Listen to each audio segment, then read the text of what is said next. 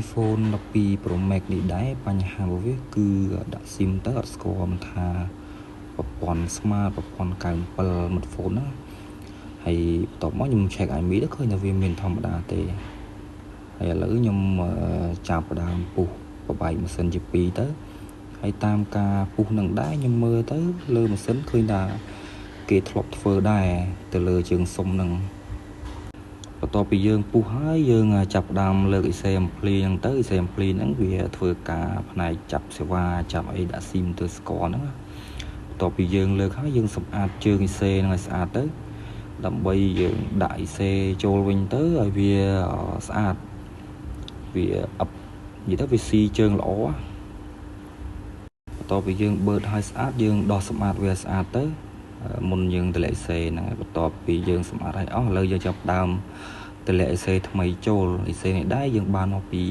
បត់ iCloud ដែលវាស្អាតហ្នឹង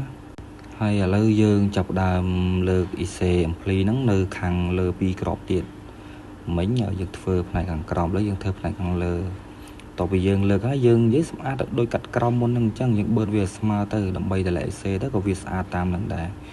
វាស៊ីមួយបត់ល្អហ្នឹងហើយឥឡូវយើងចាប់ដើមតម្លាក់ IC ចូលទៅ IC ដែលយើងលើកមកពីបត់ iCloud ហ្នឹងបន្ទាប់ពីយើងទម្លាក់ឲ្យស្អាតដូរឲ្យអស់វា